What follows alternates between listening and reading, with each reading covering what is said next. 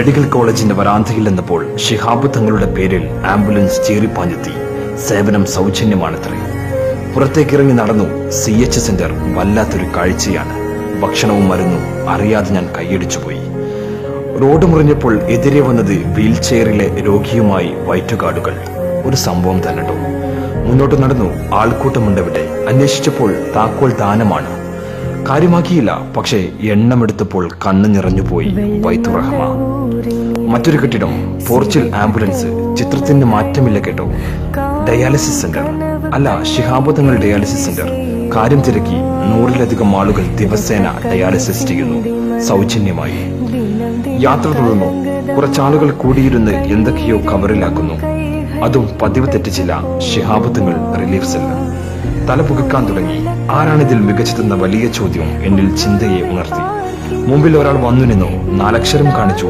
KMCC. പ്രവാസിയാണത്രേ. അനുഭവം പറഞ്ഞ് വാദമുയർത്തി അവരാണ് മികച്ചതെന്ന്. ഇല്ല, ഞാൻ സമ്മതിച്ചില്ല. ആവേശത്തോടെ അന്വേഷിച്ചു തുടങ്ങി. എല്ലാം ഒന്നിനൊന്ന് മികച്ചത്. ഒന്ന് സച്ചിനാണെങ്കിൽ മറ്റത് സേവാഗ്, ഒന്ന് മെസ്സിയാണെങ്കിൽ മറ്റത് റൊണാൾഡോ. അന്വേഷിച്ച് അവസാനം എനിക്ക് അവരുടെ ഉമ്മയെ കിട്ടി. പേര് ചോദിച്ചു. അത് ഇന്ത്യൻ യൂണിയൻ മുസ്ലിം ലീഗ്.